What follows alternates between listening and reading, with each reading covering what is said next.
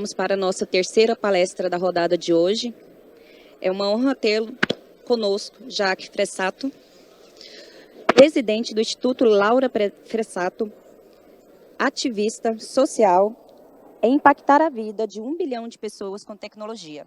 No Brasil, através do Instituto Laura Fressato e da tecnologia, criou o robô Laura, a tecnologia de ponta, acessível e eficiente para todo o país, principalmente para quem precisa de acesso efetivo à universidade do sistema de saúde. O foco é dividir a experiência de propósito e fazer bem feito, independentemente das adversidades. É criador do robô Laura, primeira plataforma de inteligência artificial do mundo.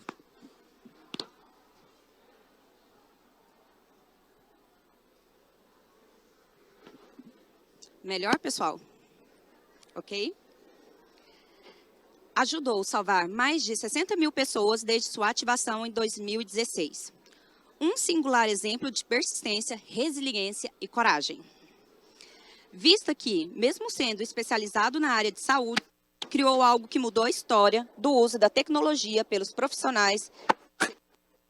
Isso depois de ter perdido sua filha, recém-nascida, Laura, para CEPSE, motivo que levou a construir tudo isso.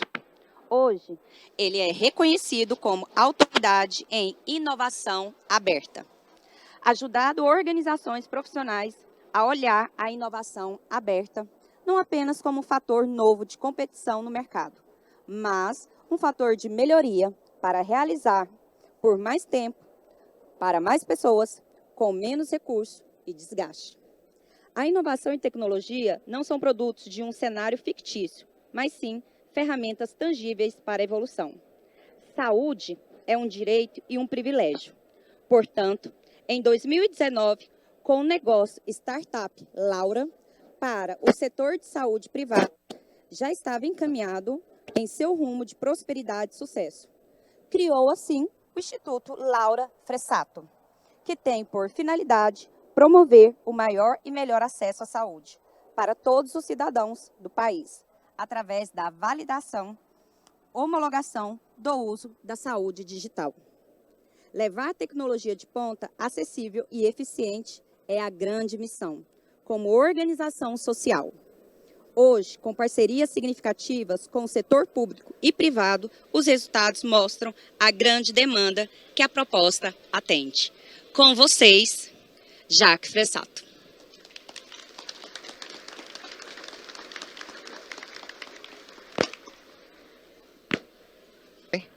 Bom, primeiro, obrigado pela assistência de vocês, obrigado pela oportunidade de estarmos juntos aqui nesse evento.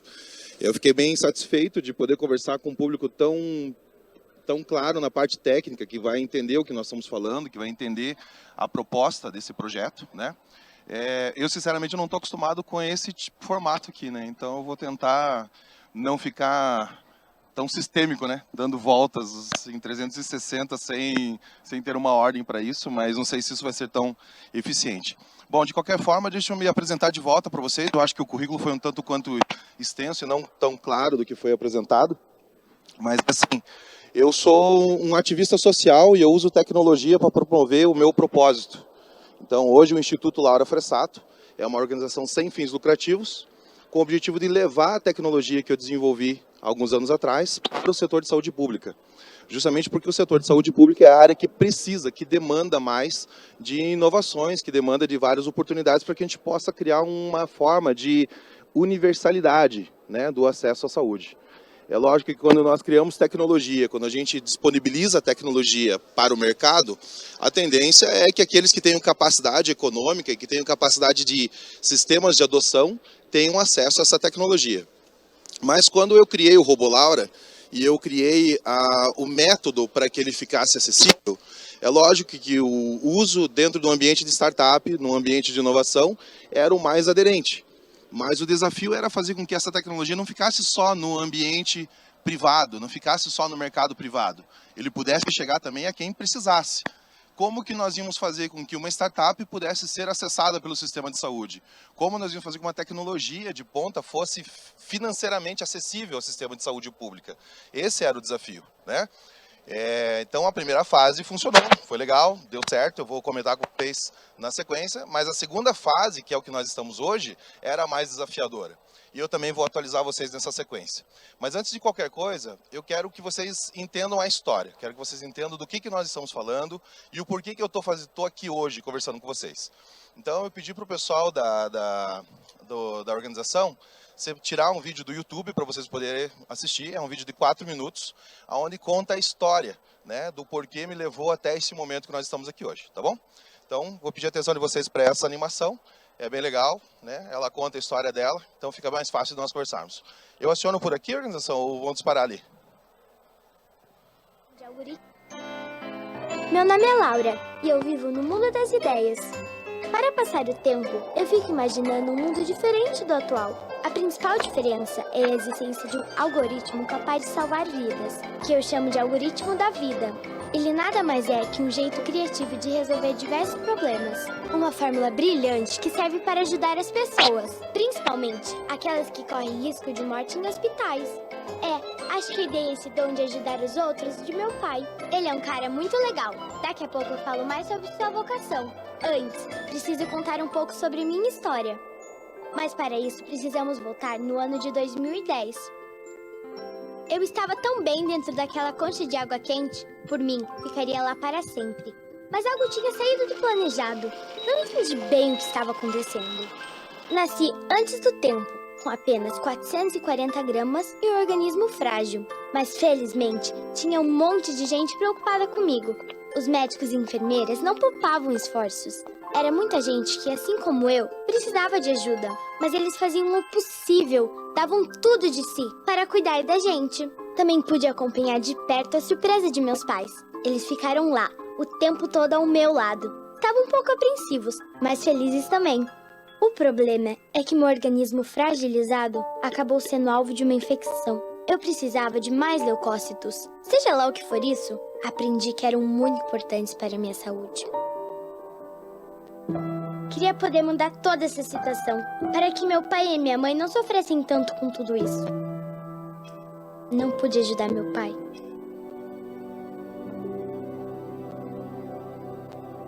Sua razão de viver a partir da nossa separação foi encontrar o tal algoritmo lá do começo, aquele que salva vidas.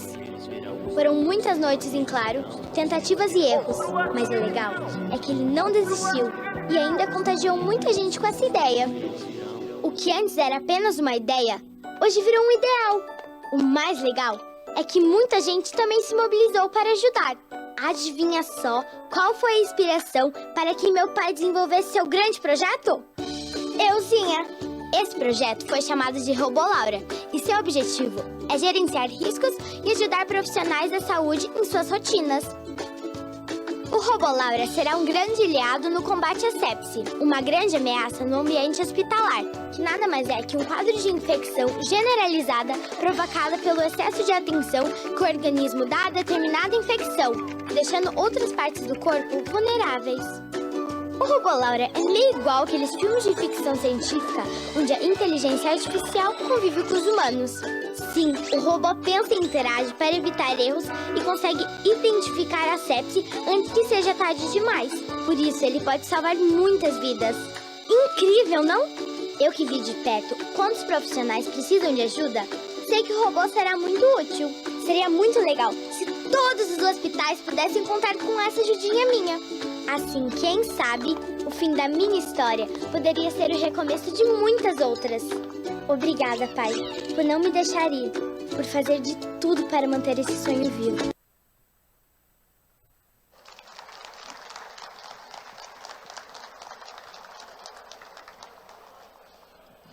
É bem melhor quando ela conta a história, né? Acho que é bem mais prática.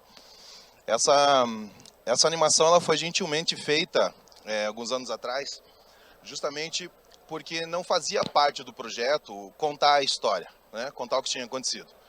O projeto era levar a tecnologia que eu acabei desenvolvendo, por conta da minha experiência dentro do hospital com a Laurinha, para a área de saúde. E todo o processo foi desafiador pelo seu contexto, porque não existia tecnologia parecida com o que eu estava me propondo. Na verdade, o que aconteceu quando Laura faleceu em 2010, e né, quando eu enterrei Laura, Eu cheguei em casa e a primeira coisa que eu fiz foi pesquisar sobre sepse, né? A sigla que a nossa colega soletrou chama-se sepse. É uma doença, né? É uma infecção hospitalar, conhecida como infecção hospitalar ou infecção generalizada. A sepse ela continua sendo um dos motivos que mais matam dentro do hospital. Não necessariamente ela chega a ser uma endemia, né? Ela é uma situação relativamente controlada, mas é uma situação que assusta os profissionais de saúde por ela não ter uma medição adequada. Ela, quando acaba surgindo, ela starta o que a gente chama de protocolo de sepse. É um protocolo emergencial. Então, o que aconteceu com Laura foi que provavelmente ela já estava há quase 12 a 20 horas em sepse, só que eles só identificaram quando ela começou a entrar em colapso. Eles só identificaram quando a situação começou a ficar mais crítica. E essa é uma realidade que acontece com a maior parte dos pacientes dentro dos hospitais. Mas aquela situação específica com Laura ali não foi... ela chama mais atenção porque no dia em que Laura faleceu, tinha 5 crianças internadas naquela UTI neonatal. 5 crianças. Das 5 crianças, 2 desenvolveram sepse naquele dia. A Laura e o João.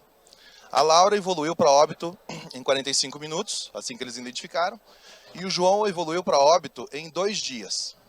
Com relação à questão da Laurinha, a gente nunca vai saber como seria a situação toda, porque ela era uma prematura extrema, né? Ela estava com 18 dias de vida, tinha passado já pela fase mais crítica da enterocolite, mas a gente não quer saber quais seriam as consequências que vinham, né, na sequência. E também a gente estava consciente de que não era nenhum cenário fácil, né? Aquela situação ela era assustadora por si só, ela estava numa condição perigosa o tempo todo. Mas o João, especificamente, ele já estava com 1.200 quilos, 1.200 gramas. Ou seja, ele estava 400 gramas de ir para casa. 400 gramas. Já faziam 4 meses que ele estava internado na UTI. Ele estava há poucas semanas de ir para casa. Eu não sei com relação a Laura, mas com relação ao João, se tinha uma pessoa que não precisava morrer aquele dia por sepse, era o João.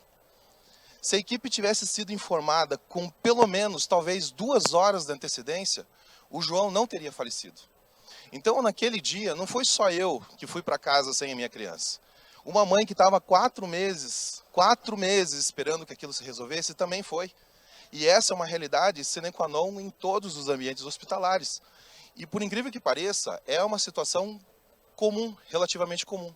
Só que quando você começa a endereçar a capacidade de atuação por parte dos profissionais, você começa a melhorar não só assuntos relacionados à sepse, como você também começa a tratar outras situações problemáticas. E essa era a parte que eu não conhecia.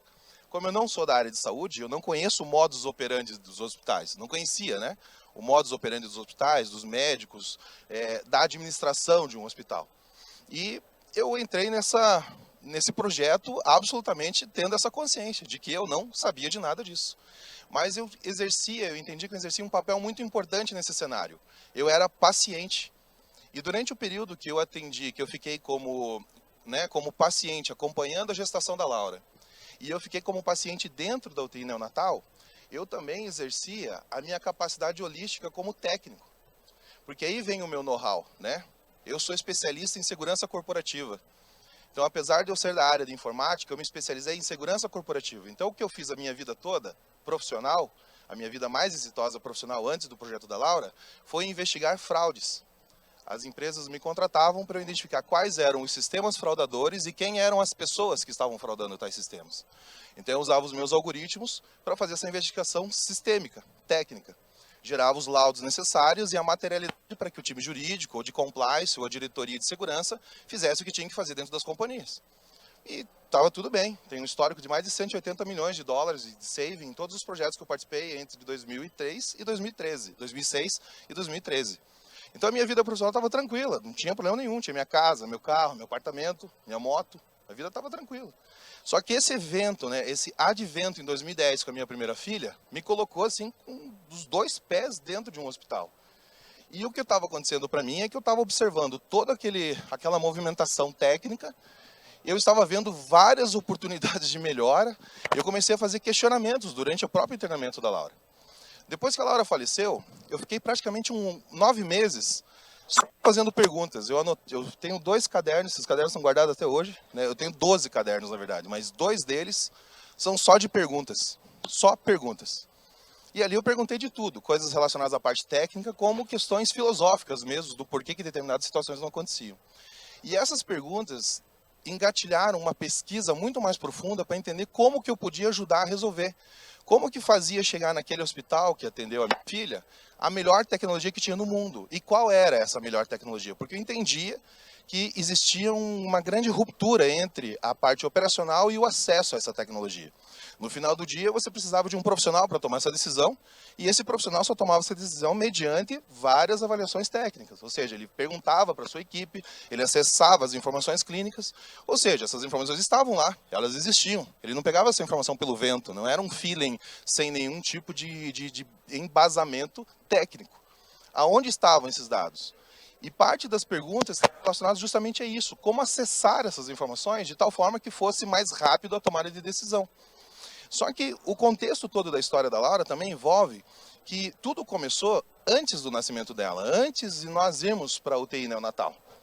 Era mais ou menos, era a 21ª semana, era uma sexta-feira, a Josiane, né, a mãe dela, me acordou por volta das 6 e pouco da manhã e falou que não estava sentindo o bebê, né?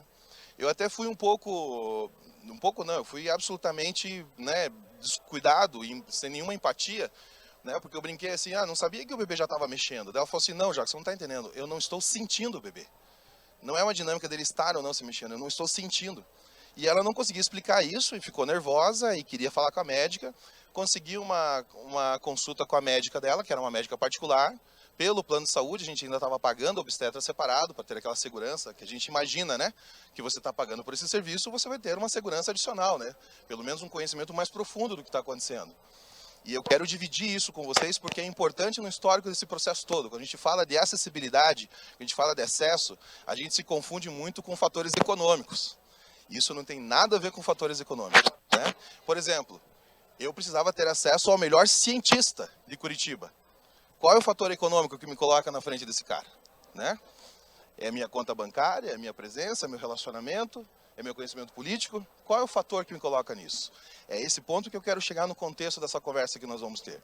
Bom, quando a gente consegue conversar com a profissional, com a médica, era mais ou menos umas 4h30 da tarde, ela recebeu né, a Josiane e falou assim, não, tudo bem, mãe, é normal, né? Você está um pouco ansiosa, está um pouco preocupada, é normal.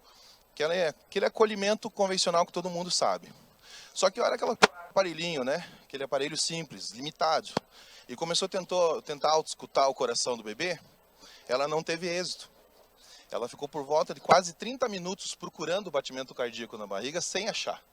Então aquela sensação manhã e o dia todo acabou se intensificando com essa incapacidade técnica de dar uma resposta do que estava acontecendo. Só que quando ela sentou na mesa e pegou um bloco de papel para anotar, a empatia dela cessou também. Ela simplesmente escreveu no papel, preciso de uma ecografia. Vá fazer uma ecografia e me traga essa informação para ver o que está acontecendo. Foi nesse momento que eu descobri que não existe ecografia de emergência e nem uma portinha que faça ecografia. Você tem que agendar isso. Esse agendamento não acontece de um dia para o outro. Uma ecografia só vai acontecer numa situação emergencial, porque uma ecografia nada mais é do que um laudo técnico de um profissional, né? Baseado num equipamento para poder endereçar uma tomada de decisão do profissional. Inclusive, às vezes, uma ecografia investigativa não tem nem imagem, não tem nem desenho, não tem nem fotografia. Ela simplesmente tem um laudo dizendo o que está acontecendo.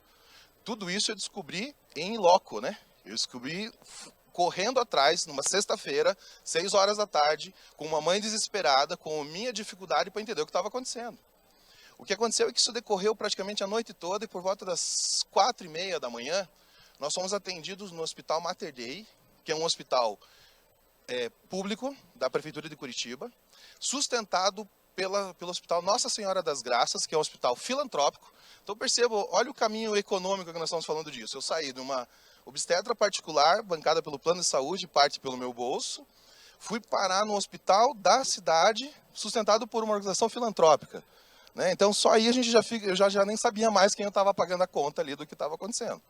Nesse hospital, eu escutei a mesma coisa como todos os outros lugares. Ele falou assim, pai, não tem nenhum problema, a mãe não está sangrando, não está com dor, não existe nenhum motivo que me faça internar ela ou fazer esse exame, né? Um motivo técnico para isso. Eu não sei qual foi a cara que nós fizemos naquele momento, mas a doutora Érica, ela se vestiu de uma empatia, de uma humanidade muito grande, ela falou o seguinte: então tá, vamos fazer assim, ó. Eu saio 7 horas da manhã e termino o meu plantão às 7 horas da manhã. Esteja aqui às 7 horas que eu vou me responsabilizar, eu mesmo vou fazer essa ecografia para vocês, para pelo menos tranquilizar o que está acontecendo. Beleza? Mas tem que estar às 7, porque eu não vou ficar esperando vocês muito tempo. A gente não foi nem para casa, na verdade, né? A gente entrou no carro, ficou dormindo ali na frente mesmo e esperamos orar. Quando a Josiane deitou na maca, ela colocou o aparelho, imediatamente já apareceu o coração batendo, né? Dá aquele, né, tipo aquele alívio imediato. Aí a doutora Érica falou bem assim: não, já que nós estamos aqui, vamos fazer o procedimento normal, né? Então ela tomou ali, começou a fazer as medições corretas. Daí chegou na parte do fêmur ali para medir o bebê, ela falou assim: esse bebê tá tudo bem, pai, ó, tá tudo certinho, aparentemente tá tudo certo aqui, tá com 13 semanas. Daí a gente falou: não, ela não tá com 13 semanas, doutor, ela tá com 21 semanas. Não, pai, esse bebê não tem mais do que 13 semanas. Aí começou a fazer a entrevista e ali naquele processo se identificou que tinha um problema instaurado. Só que ela não tinha o conhecimento necessário e nem o equipamento para fazer daí a investigação que precisava para poder do que se tratava. Mas aquela sensação da mãe às 6 horas da manhã da sexta-feira foi validada tecnicamente depois de toda essa via sacra, né, por uma profissional de saúde. Então, quando a gente está falando de problemas de saúde, quando a gente está falando de determinadas situações de saúde, a gente não está falando só de tecniceis, a gente não está falando só de determinantes protocoladas. A gente está falando de percepções, de sensações, do tal conhecimento do Glasgow, né? Da onde a pessoa vai indicar o dano que ela está sofrendo ou que ela está percebendo. E isso tudo são questões que, como que a gente resolve tecnologicamente? Quando você acessa o profissional que, de forma humanizada, usa o seu conhecimento técnico. Eu precisei vasculhar Curitiba para chegar nessa profissional. Ela não estava disponível no primeiro insight. Ela não estava disponível no meu primeiro approach no serviço que eu estava executando. Porque não é algo comum. Não faz parte da natureza de quem está cuidando, de quem está fazendo esse serviço. Faz parte, parece que, da natureza do investigador. Parece que faz parte da natureza do cientista. E quando a gente está falando de processos de inovação, a gente está falando principalmente, né, agora eu vou fazer um ganchinho um pouquinho do tema, de compartilhamento de conhecimento, compartilhamento de experiência. E é para isso que serve esse tipo de coisa. É para na hora que você coloca em xeque se aquilo que está no protocolo está adequado ou não. Essa médica, ela fugiu totalmente do protocolo, né? Eu não sei o quanto de dano ela assumiu para fazer, mas ela deu deixa para lá, eu vou cuidar disso, eu vou dar conforto para essa família, e foi o que ela fez. Na segunda-feira seguinte, a gente foi consultar com o Dr. João Ricardo, um especialista na área. Né? Um especialista absoluto em medicina fetal. E ele já chegou todo irritado na sala, porque chamaram ele do plantão, ele não entendeu o que estava acontecendo, porque 7h30 da manhã, aquela coisa que vocês, né, já devem imaginar quando a pessoa é tirada da sua zona de conforto. E a gente ali de telespectador. Ele sentou, começou a fazer o exame, perguntou o que estava acontecendo, né? E no que ele começou a analisar a bebê, ele já silenciou. Toda aquela arrogância, porta dentro, foi silenciada, entrou num silêncio absoluto. Então deu para ver que ele já estava enxergando alguma coisa ali que estava incomodando ele. Terminou o exame, limpou a barriga da Josiane, recebeu a gente no consultório e falou: o que está acontecendo é um problema chamado diástole reversa. Não chega a ser uma diástole zero, mas é uma diástole reversa, que é uma trombose na placenta. Então a mãe tinha uma tendência à trombose, né, tem uma tendência congênita à trombose, e por causa de todos os índices hormonais da gravidez, acabou desenvolvendo na placenta. Isso aconteceu por volta lá da 13ª semana e o bebê parou de receber nutrientes. Então por isso ele deixou de se desenvolver. Em 2010, né, no ano de 2010, o protocolo obstétrico para diástole reversa era o seguinte: quando menos de 25 semanas e identificado na ultrassonografia que o bebê tinha menos de 500 gramas, o procedimento era encerrar a gestação. E foi essa a orientação que ele passou para nós. Só que Curitiba tem uma dinâmica, tem uma política pública chamada Mãe Curitibana. E o Mãe Curitibana faz, entre outras coisas, que a decisão sobre qualquer tipo de dano seja compartilhada com a mãe. Ela não é só um laudo técnico. Né? Se nós estivéssemos em qualquer outra parte do país e do mundo, seria um laudo técnico dizendo diástole reversa. A gente ia levar para o obstetra fala assim: tem que fazer curetagem porque o bebê está morto. Estando ou não estando morto, ele poderia morrer a qualquer momento. Mas pelo fato de nós estarmos dentro de um ambiente que tinha uma preocupação de cuidado com a mãe, nós fomos direcionados a um outro nível de cuidado, um cuidado mais especialista. E nisso nós fomos direcionados para o Hospital de Clínicas de Curitiba, onde estava o Dr. Rafael Brum. O Dr. Rafael Brum, que foi professor do Dr. João Ricardo, de todos esses outros, ele foi um dos especialistas que trouxe, por exemplo, a transfusão intrauterina para o Brasil. E, cara, ele nunca saiu no Fantástico por causa disso, não tem nenhuma placa condecorada, mas depois que ele fez isso em 2009, parou de morrer crianças no Brasil por causa do fator RH. Porque é uma transfusão intrauterina, hoje é feita por uma seringa, e às vezes a mãe nem fica sabendo que isso foi feito no procedimento. Mas em 2009, isso era algo completamente fora do protocolo. O que o Dr. Rafael Brum fez? Ele usou o mesmo processo de transfusão intrauterina para fornecer nutrientes para a Laura dentro da barriga. Totalmente fora do protocolo. Isso fez com que o bebê desenvolvesse o suficiente para poder nascer com 29 semanas. A Laura nasceu extremamente prematura. Ela nasceu com 440 gramas e 28 centímetros. 28 centímetros. Vocês querem fazer um exercício do que é 28 centímetros? Eu vou ajudar vocês.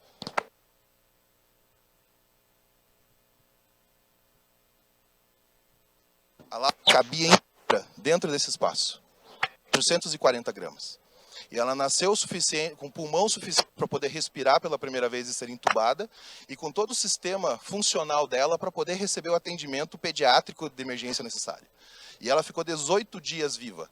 Ela conseguiu passar pelos 15 dias mais críticos da enterocolite, mas foi vítima da sepse. Foi vítima de algo que ela não imaginava, a equipe não imaginava o que estava acontecendo.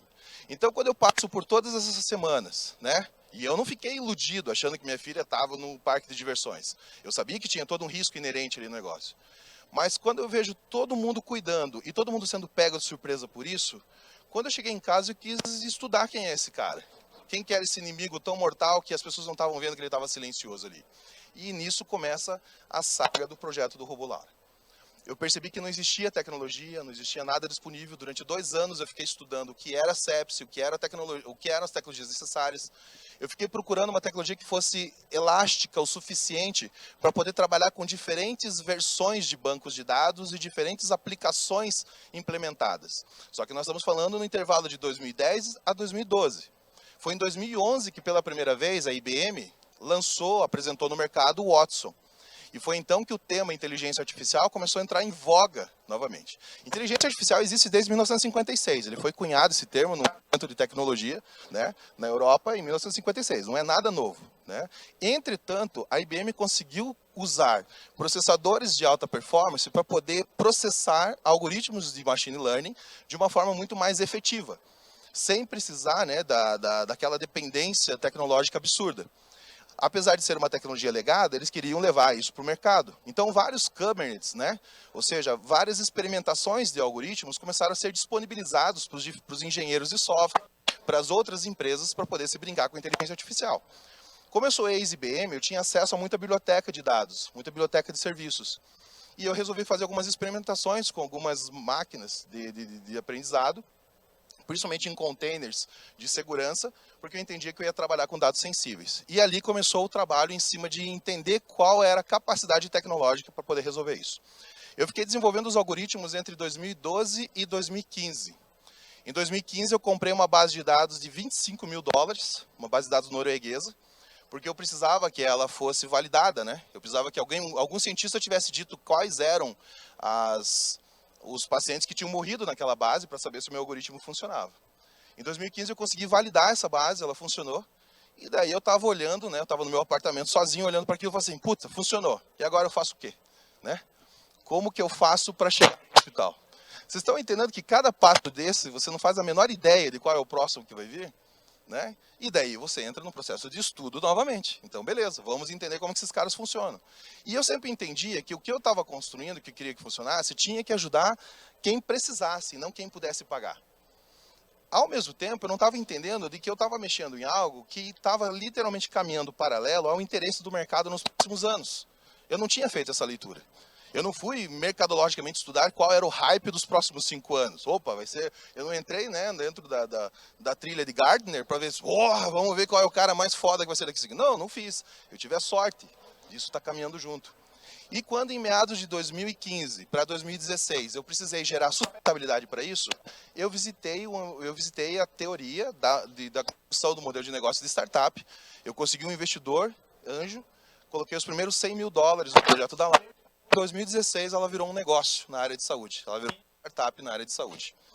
Em 2016, nós implantamos o primeiro hospital, que foi o Hospital Nossa Senhora das Graças, em Curitiba. O mesmo hospital que cuidava daquele hospital onde a doutora Érica nos recebeu. Em meados de julho de 2016, nós ajudamos a salvar a primeira vida, né, em dezembro de 2016, saiu uma matéria no Jornal Nacional sobre o robô Laura. No dia 26 de dezembro saiu essa matéria. No dia 27 de dezembro, eu tinha 10.000 mensagens nas redes sociais, que iam desde pessoas elogiando o projeto até a assessora do presidente Michel Temer, que me colocou em conversa com o ministro Ricardo Barros na época, que me colocou em frente da Comissão de Saúde do Congresso, em março de 2017, e que possibilitou que eu começasse a desenhar o trajeto para poder levar o que eu estava construindo, não só para os hospitais privados, mas para as prefeituras. Esse ano, especificamente esse ano, nós conseguimos implantar em janeiro, foi em janeiro de 20, nós estamos em 22, foi em janeiro de 22, nós implantamos o robô na primeira cidade, que foi Guarapuava, no interior do Paraná, 140 habitantes. Agora, entre julho e agosto desse ano, Guarapuava simplesmente teve uma redução de 80% nas filas das unidades de saúde. Teve 0 fila de síndrome gripal infantil, porque o robô Laura fica atendendo as pessoas em casa, através de uma comunicação por chat a partir do aplicativo da prefeitura. Esse aplicativo foi validado antes disso. Qual parte não falou mais? Vocês estão conseguindo entender o que eu falei até agora? Vocês querem que repita alguma coisa? Tipo, depois do desenho, vocês querem que repitam? Não? Isso tudo que eu falei para vocês foi validado no Covid, né? Nós o colocamos para funcionar na cidade de Curitiba e em outras 5 cidades. Ou seja, nós estamos falando de uma tecnologia de inteligência artificial que não só está ajudando a salvar vidas dentro dos hospitais, mas que agora está ajudando a melhorar a qualidade de vida e, quem sabe, não conseguimos contar, ajudar a salvar outras vidas fora do hospital, nas prefeituras. Daqui a poucas semanas está para sair uma matéria, de novo, no Jornal Nacional, contando da eficiência do robô Laura na cidade de Guarapuava. Exatamente 6 anos depois de nós termos salvado a primeira vida lá no primeiro hospital. Então a gente está falando de uma tecnologia que foi construída no Brasil, de uma história brasileira, que seguiu todos os processos de qualidade e segurança que envolve o assunto, que seguiu todos os trâmites de tecnologia disponíveis no mercado, que respeita a classe médica como cientistas nesse tom e não como profissionais que precisam ser substituídos ou ser medidos. Não é uma tecnologia auditora, é uma tecnologia complementar, e que hoje consegue ser acessível num contexto de back-office para quem realmente tem a demanda das informações de saúde. Porque quando a gente está falando de inteligência artificial, não adianta a gente falar só de dados, só de data science. Isso é muito legal no ambiente científico. Mas como que a gente faz com que esses dados eles sejam telemétricos, eles sejam suficientemente hábeis para tomada de decisão para quem precisa tomar decisão? Ou seja, um médico no momento mais crítico e um secretário de saúde, por exemplo, sobre as suas determinantes sociais, daquilo que ele precisa fazer na sua cidade, no seu município.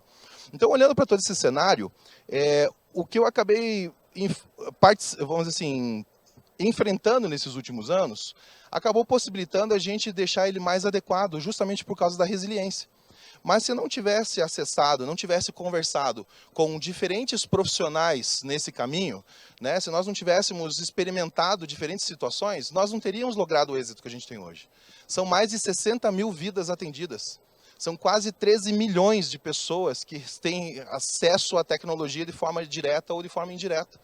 Nós reduzimos mais de 5 milhões de gastos durante o Covid com a tecnologia. E Guarapuava agora está possibilitando atender as 300 mil pessoas cadastradas no seu sistema. Além dos seus, porque eles têm 140 mil habitantes, mas tem 300 mil pessoas cadastradas no sistema. Porque todas as microcidades em volta usam o seu sistema de saúde. Então a gente está conseguindo com a tecnologia permitir que as pessoas tenham acesso àquilo que necessariamente se tem direito, que é a saúde. Sem precisar fazer parte de um plano de saúde, sem precisar comprar a saúde nesse sentido. Inclusive, uma das pessoas entrevistadas na matéria deixa bem claro que eles têm que 2 coisas foi bem agradável para ele quando ele teve contato com o robô na comunicação. Eu já vou explicar um pouquinho como que ele funciona dentro dos 2 ambientes, dentro do hospital e dentro da prefeitura. Ele falou que era melhor do que o serviço do plano de saúde que ele tinha pela empresa, porque ele estava desempregado, porque no dia seguinte o robô perguntou como é que ele estava. E nunca ninguém tinha feito isso para ele. E sabem por que que a gente criou essa determinante? Porque eu estou até hoje, 13 anos depois, esperando a ligação daquela médica para saber sobre o resultado da ecografia que ela pediu para eu fazer. Até hoje. Fazem 13 anos que eu espero essa ligação. Fazem 13 anos. É lógico que essa ligação não vai acontecer mais. Mas isso faz eu endereçar, eu entender que todo e qualquer serviço que envolve cuidado tem que ter uma continuidade, tem que ter um monitoramento, tem que ter um aprimoramento. E ele não envolve só o cuidar do paciente, ele envolve inclusive melhorar o processo. Porque quando você pergunta se tudo deu certo, se tudo funcionou bem, você melhora o processo. E isso é retroativo. E a gente percebe que isso entra num processo de qualidade muito legal. Vou citar um exemplo para vocês que aconteceu especificamente num hospital. Quando a gente colocou pela primeira vez no Hospital Nossa Senhora das Graças, foi numa enfermaria. O robô Laura não funciona em UTI, tá? A gente não coloca ele em UTI. Porque UTI é o lugar mais monitorado que existe. O paciente está muito assistido. Então, colocar mais um alerta ali é só para estrovar o ouvido dos médicos. Mas eu não estou falando isso também porque eu tive essa consciência. Eu tive que levar uma bronca do CRM local com relação a isso, né? Uma médica foi lá, reclamou e eu tive que falar, putz, você tem razão, doutor. A gente acabou estrovando. Então, a gente tirou da UTI para não atrapalhar. Por isso que eu estou falando. A gente foi aprendendo com os profissionais. A gente não foi dizendo como tem que ser feito. Então, lá na enfermaria, né, a enfermaria era 2AP1. Era uma enfermaria que cuidava de pacientes terminais, de oncológicos terminais. Então, era uma assistência um pouco diferenciada. Era uma assistência mais de cuidado do que... Era um cuidado mais paliativo para aquelas pessoas. Então, eles tinham agendas diferentes, cuidados diferentes. Foi desafiador justamente por causa disso, para a gente poder treinar o algoritmo dentro de realidades diferentes. Quando nós instalamos pela primeira vez, uma das técnicas de enfermagem, o nome dela é Tereza, mas ela não economizou o verbo, ela falou em alto bom som. Ah, tá. Agora nós vamos ter um robô para ficar cuidando do nosso trabalho. Já não basta os médicos, mas sim, em alto bom som, ela não economizou para que ninguém ouvisse. Estava aqui a irmã Maria de Fátima, a irmã, né, Tereza. Por sinal, uma coisa bem interessante para vocês, contar para vocês. Vocês já fizeram negócio com freiras? Já venderam para freiras? Se vocês querem testar a capacidade de venda de vocês, tentem vender para freiras. Sério, tentem vender para freiras. É impossível vender para freiras. É impossível. Elas não compram, elas ficam com o produto e você sai feliz ainda daquele contexto. Assim. É impressionante. Foi o que aconteceu conosco, assim. Eu até hoje não recebi das irmãs, né? Tá lá funcionando. Lógico, tem uma troca em cima de tudo isso. Mas a Maria estava lá, a irmã Fátima, a irmã Ana Maria, e a técnica de enfermagem, a Tereza, não economizou o verbo, largou isso e saiu pisando firme. Ok. Eu me lembro dela e falei assim, cara, eu tenho que saber se essa mina, ela é detratora ou ela é simplesmente uma incomodada com o processo. Porque tem um processo que não está funcionando aí.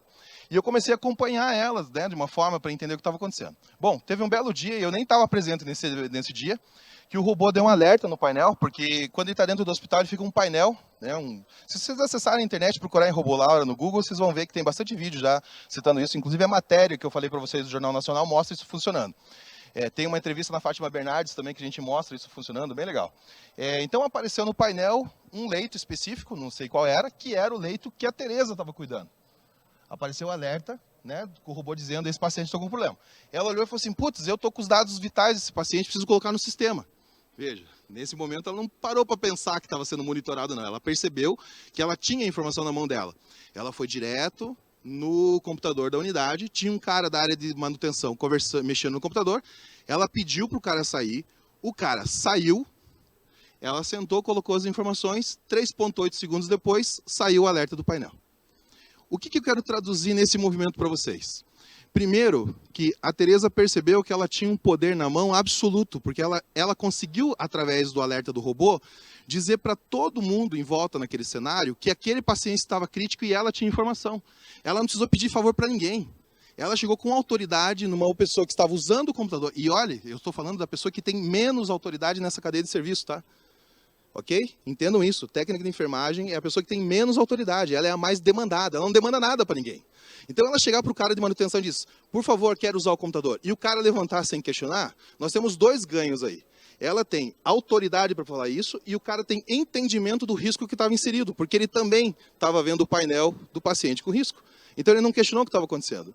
E quando ela coloca a informação ali dentro, ela tem todo esse time observando que o robô estava fazendo o seu trabalho. Então, quando ela coloca ali, ela mais detratora, mais incomodada com aquela situação, ela coloca essa informação, as meninas acabaram criando uma coisa que elas passaram a chamar de não deixar a Laura ansiosa. Essa funcionalidade que eu falei para vocês, o robô vai ficando gradativamente ansioso. Então, ele vai lá, sai o resultado do laboratório e está com leucócitos alterados. Leucócitos alterados não quer dizer que a pessoa esteja com algum problema. Ela precisa de outras informações, mas o robô não sabe, só que as informações não estão lá dentro. Então, o que ele faz? Ele dá um alerta médio, ele começa um contador automático, esperando aquela informação mediana cair no sistema. Quando aquele tempo passa e ele não recebe essa informação, o que ele faz? Ele manda um alerta lá para o posto do paciente, falando assim, ó, eu estou com alguma coisa alterada desse cara aqui, eu não sei o que está acontecendo, mas você também não sabe, vai ver o paciente. Que era o que a Tereza estava na mão, os dados clínicos do paciente. Quando ela inseriu essas informações dentro do sistema, o robô relacionou as informações, cruzou as informações do protocolo que ele foi treinado, e ele falou assim, ah, ok, está tudo bem, e tirou o alerta. Só que se essa pessoa tivesse crítica, ela receberia um atendimento com horas de antecedência sobre o seu problema. É isso que o robô Laura faz dentro do hospital. Ele avisa com quase 10 horas de antecedência, baseado nos protocolos internacionais de MILS, PILS, NILS, KICSOF e SEPS3, que aquele paciente está deteriorando, baseado no protocolo que ele foi treinado, baseado no protocolo que foi endereçado dentro do hospital. E essa notificação com até 10 horas de antecedência permite que a equipe tome uma medida antecipada, né? Mude a sua conduta. E esse mudar a conduta vai garantir que a situação seja diferente para o paciente. Dentro das prefeituras, o robô faz algo parecido, só que não dando um alerta de antecedência, é colocando a pessoa num cenário, uma classificação de risco.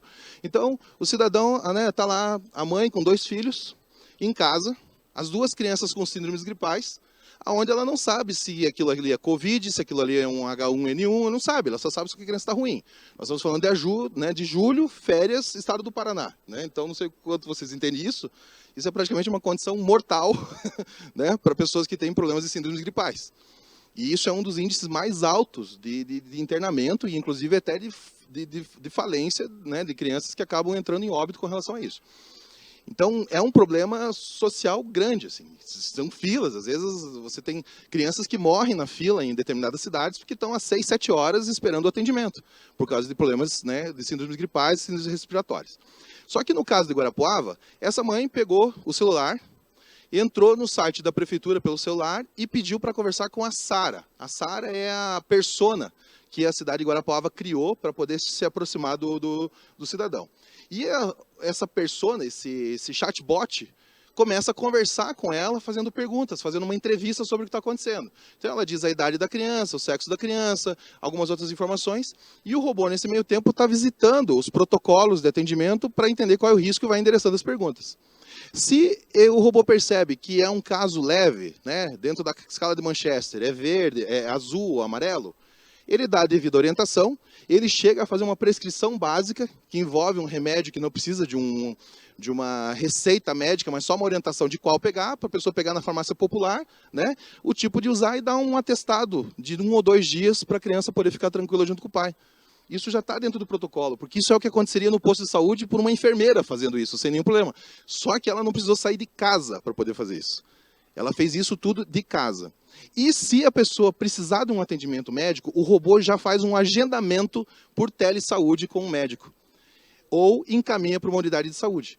E quando ele encaminha para a unidade de saúde, ele já manda uma notificação lá para a unidade de saúde falando, ó, eu estou mandando um paciente nessas condições, assim acessado no intervalo de X horas até X horas. Esse movimento não é um movimento preditivo, mas é um movimento classificador de inteligência artificial. Então, nós usamos as modalidades mais disponíveis que tem para a parte de machine learning, que é classificação plena, né, e preditividade algorítmica, para poder dar dentro do hospital uma notificação de risco e poder classificar o risco fora do hospital. Nas operadoras de saúde, né, que, vamos combinar, eu não sou nenhum franciscano também, né? Eu gosto da minha Harley Davidson, eu gosto da minha moto, então, tipo, a gente tem que ganhar dinheiro em algum lugar. Então, a gente ganha dinheiro com o setor privado, com as operadoras de saúde. Nas operadoras de saúde, o robô está fazendo a mesma coisa, só que para os associados, para as pessoas que usam o sistema. Nos hospitais, ele também está fazendo a mesma coisa. Por exemplo, o Hospital Mãe de Deus, em Rio Grande do Sul, desligou o Watson da IBM e está usando a Laura para poder fazer o atendimento para o seu time assistencial, junto com pesquisas científicas que eles estão fazendo para a área de que eles chamam de antimicrobial stewardship, que é o uso adequado de antibióticos. Então veja o tamanho do leque que o projeto está se abrindo nesses últimos anos e que vai se abrir para os próximos anos, justamente olhando para a dinâmica de cuidar da necessidade do paciente e não olhar para a necessidade do mercado. Se lá atrás eu tivesse olhado para a necessidade do mercado, eu não tinha nem feito a primeira pesquisa, porque o mercado não estava nem aí para a sepse. O mercado não está nem aí hoje para a sepse. A sepse não é um problema que está sendo endereçado em lugar nenhum. Afinal de contas, o cara vai lá, coloca o antibiótico, pessoas morrem todos os dias, por que vou me preocupar com isso? Mas justamente eu ter me preocupado com uma situação que fazia parte da minha história, do meu problema, fez com que eu abrisse uma oportunidade de sustentabilidade para o projeto e que isso chegasse na mão de outras pessoas. Tá? Então, a história da Laura, eu sempre coloco para todo mundo quando começa a me questionar assim, pô, Jackson, mas qual que é a tua motivação? A tua motivação foi a morte da tua filha? Foi você ter ficado sem a filha? Bom, com relação a esse assunto, eu não posso fazer nada. Né? É um assunto imutável. Não tem o que fazer. Se você parar para pensar, é irreversível.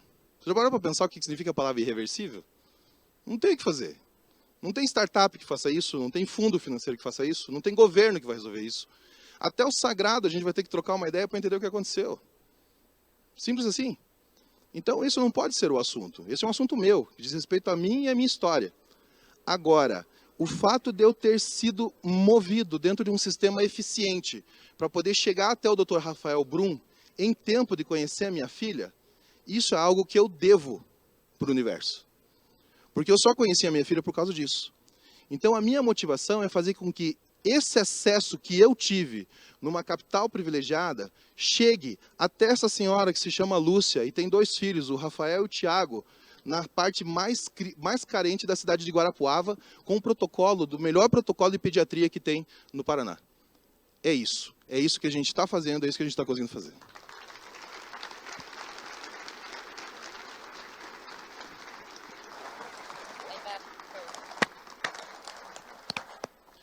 Posso abrir para perguntas? Sim. Temos tempo para isso? Temos. Então vamos lá. Pessoal, vamos obedecer a mesma ordem dos setores. Vamos começar aqui.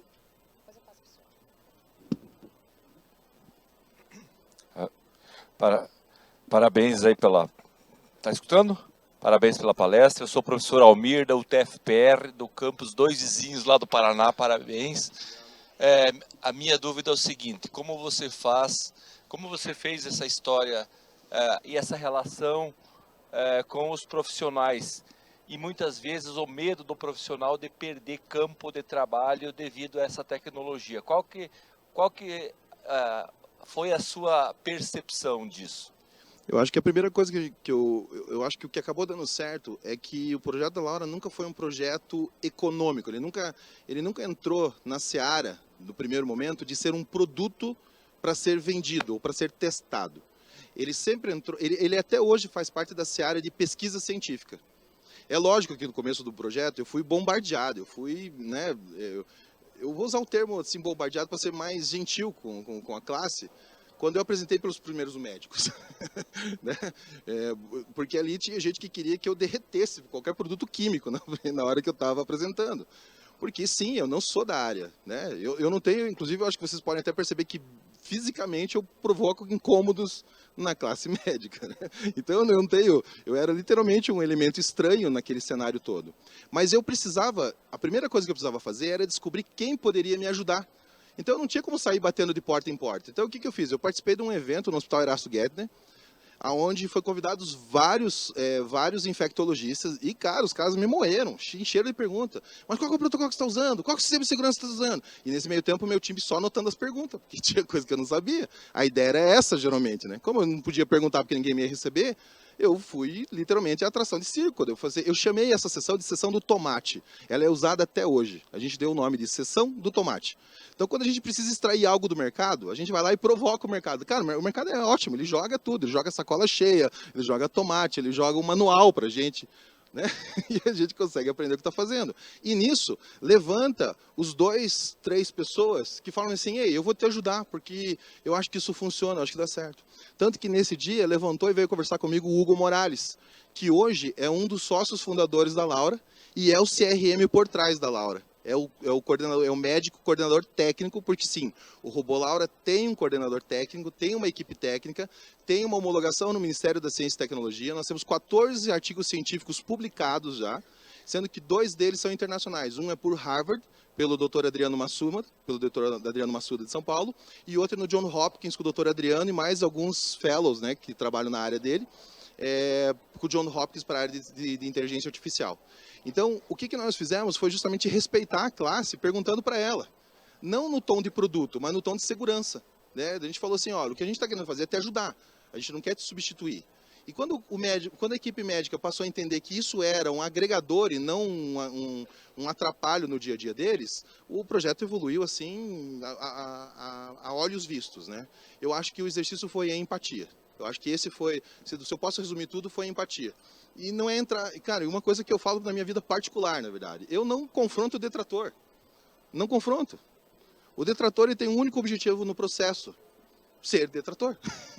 Ele não está ali para mudar a maneira dele pensar, ele não está ali para... Ele não quer discutir os novos nortes do futuro. Não, ele está ali para defender a posição de incômodo, de atrapalho dele. Então, os detratores servem para você achar o melhor caminho. Então eu sempre fiz, por isso que a primeira coisa que eu fiz foi identificar se a Tereza era um detrator, ou seja, ela ia ficar me causando problemas com todo mundo, e daí eu ia ter que entender como fazer, ou não, ela só era de repente uma fonte de informação de conflito. Porque quando você está estudando qualquer coisa que gere nova conduta, você tem que achar qual que é o delta de conflito. Então, dentro desse processo social de fazer com que uma área muito rebuscada, que é a área científica, junto com a área operacional, que ela é muito regida por resultados e por determinantes de custo, conversassem, sempre estava nessa dinâmica de achar o delta de conflito. Tá? Não sei se eu respondi a tua pergunta, professor.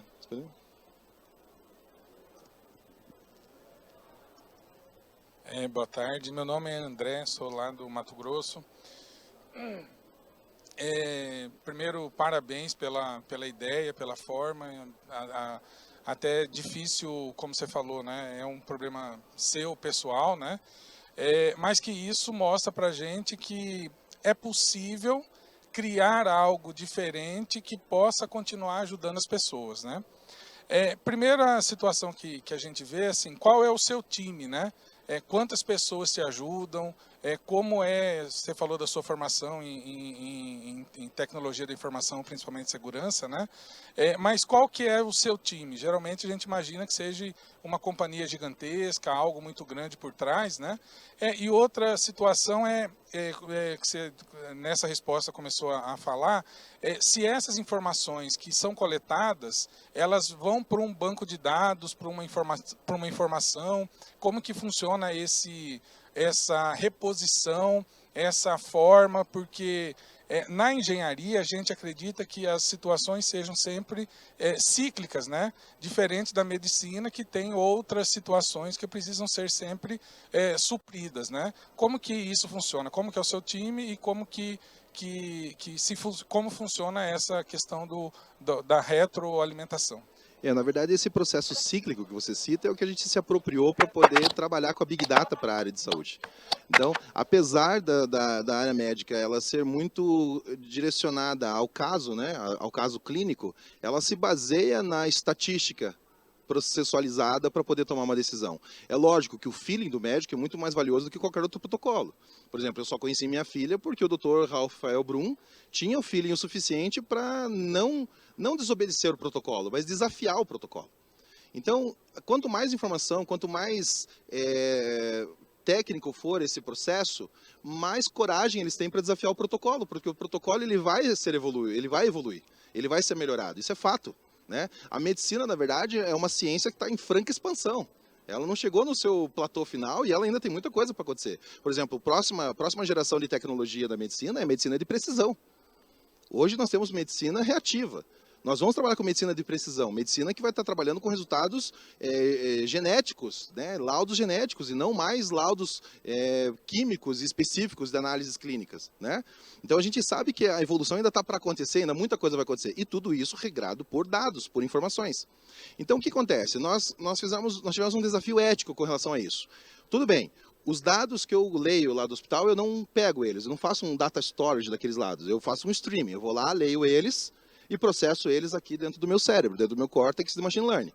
Mas eu gero um dado, eu crio um dado novo, eu crio uma big data. Hoje a Laura já processou mais de 12 milhões de atendimentos únicos. O robô tem memória proprietária, ele não precisa mais visitar, por exemplo, o banco de dados do hospital para dar o alerta, ele se baseia na memória proprietária dele.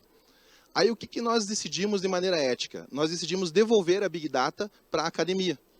Então, tudo o que o robô gera de Big Data, a gente não sai vendendo no mercado ou disponibilizando para pesquisas ou coisa do gênero. A gente disponibiliza para os científicos, quem cuida disso é o Dr. Murilo, dentro da empresa.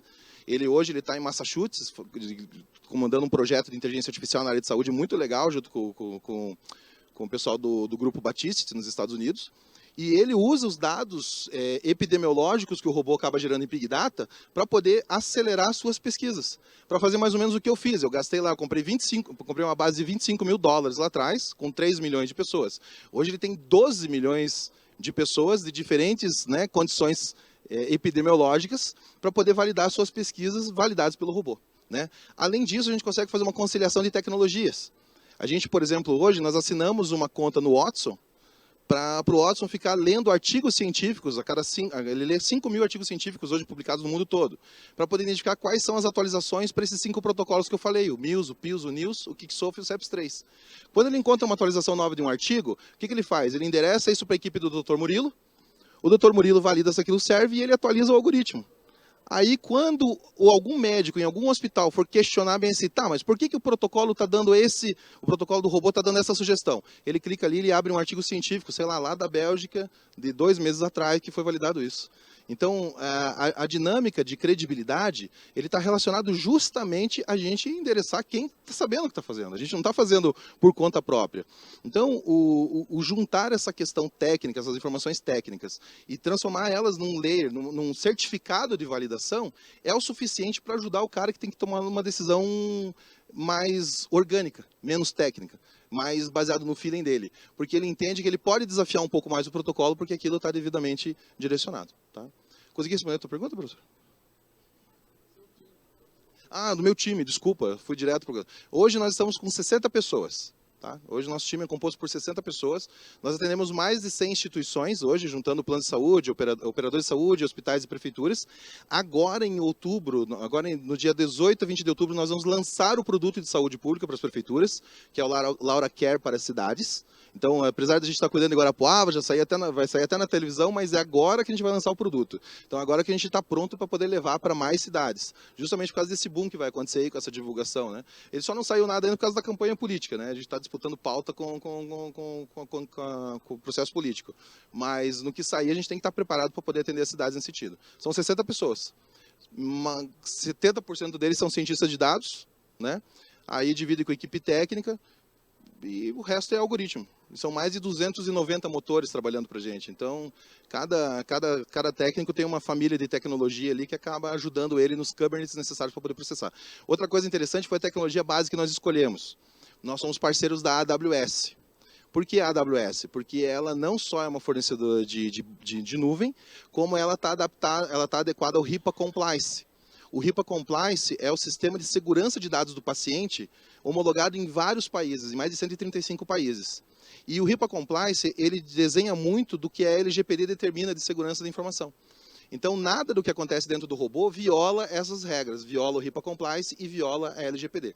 É a anonimização total de dados e qualquer tipo de engenharia reversa que precisa ser feita tem que ser feito através do login e senha do cara no sistema legado que essa informação foi gerada. E a Big Data que o robô gera, a gente manda para os cientistas na academia. Então, a gente entende que mais pessoas vão estar usando esses dados, não é algo que a gente possa vender. Entendeu? Aonde? Ouvindo? Agora tô. Ouvindo? Agora Ok? Não tô. E aí, por que que não? Agora foi. Parei. Agora sim? Aham. Bom, o que eu posso dizer é que eu acho que a santinha Laura deixou um presentão aqui que foi o pai dela para nós, né? Então, parabéns e cumprimentos por esse surpreendente iniciativa e desempenho. Tu respondesse uma pergunta que eu teria sobre o volume de investimento e equipe de trabalho, que já deu para imaginar que não podia ser muito menor, ela é grande mesmo. Só para a gente entender, para quem não é da área, tu fala que o Mãe de Deus desligou o Watson e ligou vocês. Então, a nível de desenvolvimento mundial dessa tecnologia, nesta área que o Watson foi tão proclamado, o que o teu trabalho traz a nível de Brasil, a nível de mundo, quando tu fala nesse sentido? Supondo que eu desconheço totalmente o que o Watson fazia e estou compreendendo a ideia do que tu está trazendo. Por que desligou um e trouxe outro? E que vantagem isso traz para nós brasileiros em termos de saúde pública e tudo mais? A Laura é operacional, o Watson não é operacional. A Laura é operacional e o Watson não é operacional. Por exemplo, hoje a gente é cliente do Watson da IBM, a gente tem uma conta lá, a gente paga todo mês para o Watson, para o robô ficar trabalhando, e é maravilhoso o que ele faz, é sensacional. Ele faz os resumos, a sintetização dos artigos científicos maravilhosamente, com todo o processo. Só que eu não consigo pegar essa informação e colocar na mão da Tereza. Eu consigo colocar essa informação na mão do Dr. Murilo, que está lá em Massachusetts, né, com o Batiste, ou seja, é um cara que está custando, só para ele poder estar naquele pé, ele está custando $14 mil por dia. Né? Então, esse é o problema. Ela não é acessível. A Laura é acessível. A Laura ela consegue atender a Tereza e ela consegue atender o Dr. Murilo, na mesma sequência. Porque esse é o desafio quando a gente está criando uma tecnologia nova. Certo? Se você for lá naquela visita que o pessoal da Singularity faz sobre os 6Ds, né? Eu não vou saber de cor todos os 6Ds, um deles é a democratização. Democratização não é no conceito que nós conhecemos político, mas é no sentido de poder atender toda essa cadeia de produtividade de ativos humanos. Aquela pessoa que desconhece o processo, que desconhece todo o bojo científico, mas conhece o processo, e aquele cara que gera o bojo científico. Não adianta nada eu colocar, ser uma arma que só serve para o Dr. Murilo. O Dr. Murilo, nesse exato momento, não está salvando vida nenhuma. Ele não faz, se duvidar, o Dr. Murilo, acho que não sabe nem entubar um paciente, com todo o respeito a ele. E a Tereza está lá na ponta, precisando saber qual é o paciente que ela tem que olhar nesse momento. Então, quando o Dr. Murilo vai lá e adequa o robô para poder fazer esse processo, a Tereza tem essa resposta imediata lá na ponta. É algo que o Watson não consegue fazer. Então, quando o Mãe de Deus desligou o Watson, foi no sentido de, cara, a gente pode terceirizar isso para fazer uma pesquisa. Eu não preciso ter esse cara trabalhando para mim. Eu preciso de um robô que esteja aqui no dia a dia. Então, a própria IBM comenta esse fato, né? Ela não usa o termo de que a Laura substituiu o Watson, porque ela gosta de dizer que a Laura hoje é cliente do Watson, né? A Laura pergunta para o Watson o que está acontecendo. E está tudo bem. Nós estamos falando de 2 robôs conversando para poder atender uma unidade diferente de cientistas, para lá no final do dia estar atendendo a Tereza, a dona Lúcia, que eu falei para vocês, a secretária de saúde de Guarapuava e todos os outros que vão estar usando nesse sentido, em prefeituras e hospitais. Né? Consegui responder a sua pergunta?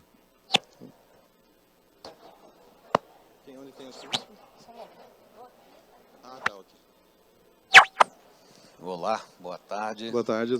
Parabéns, você é realmente uma pessoa abençoada e tem muitas vidas que vão te agradecer muito ainda por isso. Eu gostaria de saber só se você tem, nesse seu programa, algum cruzamento de informação para saber se tem alguma diferença entre regiões mais carentes de regiões menos carentes em relação às doenças e às características, né, encontradas. A gente não usa o conceito de carência, a gente usa o conceito de epidemiologia. Né? A doença ela não está relacionada à situação social, é a manutenção da doença. Aliás, a gente não faz a manutenção da doença, a gente faz a manutenção do doente. Perceba, não tem lugar nenhum do país que está cuidando da dengue. Não existe algo cuidando da dengue. Não existe uma pesquisa científica que está resolvendo a dengue, que está resolvendo isso, aquilo. Não, ninguém está cuidando da doença. Mas toda vez que surge uma endemia de dengue, que se faz, você vai cuidar do paciente, você usa o protocolo para isso. Esse é o grande desgaste epidemiológico, porque você precisa de fatores sociais, de volumetria, né, para poder entender que você está inserido num cenário de risco. Mas essas informações elas já estão disponíveis. Nós estamos começando um projeto com uma Secretaria de Estado, uma Secretaria de Estado, a gente só não pode divulgar qual ainda, porque ainda tem que esperar sair no Diário Oficial da União, mas que a gente está justamente olhando para gestão do risco. Porque esses caras têm as informações cruzadas em tudo que é lugar. Só que não tem como ficar lendo em vários lugares. Então a gente vai colocar o robô para ler diferentes bases de dados. Teve um trabalho muito legal que o Ministério da Saúde começou a fazer alguns anos atrás, totalmente apolítico, né? Sem nada a ver com qual administração que está rolando hoje. Isso é a equipe técnica do Ministério da Saúde com o DataSUS. Onde eles construíram, liderado por um xará meu, o Jackson Barros, né? Hoje ele está na Amazon, mas ele foi durante, eu acho que 12 anos, superintendente do DataSUS. Eles criaram um Data Lake, né? Só para vocês entenderem, é literalmente uma contenção, uma reserva de dados. Então, todas as informações que passam pelos sistemas do DataSUS cruzam esse serviço e ficam, de certa forma, criam um histórico de que passou por ali. Para que isso? Para que a gente possa, no futuro próximo, colocar tecnologias como a Laura para poder acessar essas informações de forma streaming e ajudar a diminuir o D mais risco. Hoje, para você ter uma ideia, tem prefeituras que recebem informações sobre os seus pacientes crônicos com 4 meses de atraso, baseado numa informação que já está ali na mão dela. Porque não tem um software que cruze isso, ele não tem uma equipe que acesse isso, ou se essa equipe acessa, não tem conhecimento para fazer.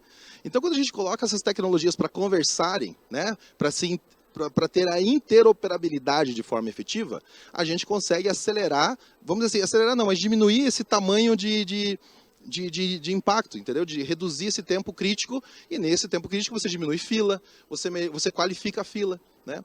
Por exemplo, em Cascavel, a gente está começando um projeto em Cascavel, no Paraná, onde o robô ele já fez a leitura, a gente está em POC, né, em validação ainda. O Cascavel não chega a ser um cliente ainda, mas está num projeto científico conosco.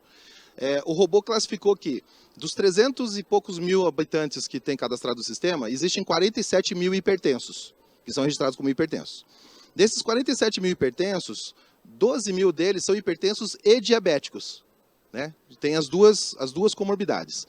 E desses 12 mil, 2.200 dele, baseado no Manchester inglês, estão com risco de hospitalização nos próximos 5 anos.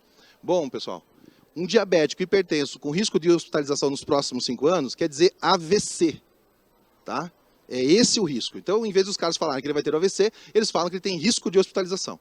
E esse cara está em casa, tipo uma bomba relógio, com, né, uma idade média de 43 a 55 anos de idade, esperando o momento que ele vai morrer. E ele não sabe disso. Ou sabe disso, mas não está ciente da situação. Então ele vai procurar o sistema de saúde quando? Quando doer a cabeça dele, né? E ele vai bater lá na porta do pronto-socorro para isso acontecer. Só que às vezes isso é muito tardio. O que nós estamos fazendo nesse exato momento em Cascavel? O robô está mandando mensagem de WhatsApp para as pessoas que estão cadastradas, para o médico de família ou para os agentes sociais que têm esse cadastro para visitar a porta do cara e falar assim, e você está tudo bem? Como que está a tua dieta? Fazendo um processo ativo, que nunca foi feito no sistema de saúde brasileiro. Sabe o que isso vai impactar? Não necessariamente só o salvar essa vida, mas quando esse cara bater lá na UPA, se ele viesse a bater lá na UPA, ele ia ocupar todo um sistema de serviço que está preparado para atender 12, 13 pessoas naquele momento. Então esse cara não batendo na UPA, ele está desocupando essa quantidade de serviço. Então a cadeia produtiva que gera por você cuidar dessas pessoas é muito grande. Só que sabe quantas pessoas estão envolvidas nesse atendimento dessas 2.200 pessoas? Ninguém. É só tecnologia conversando. Só tecnologia conversando. Na hora que ele precisar de uma consulta, vai ser agendado uma consulta para ele, dentro da janela que está fazendo. Nesse meio tempo, é só conversa, só orientação, e os caras que vão sendo críticos, que falam assim, eu estou fumando 2 cigarros por dia, 1 carteira por dia. E, imediatamente esse cara já recebe uma visita do médico de família no dia seguinte, né? Para medir a pressão dele, para saber como é que está, porque a bomba relógio dele está cada vez pior. Então, esse processo da gente juntar essas demandas é o que está sendo mais eficiente nesse contexto todo.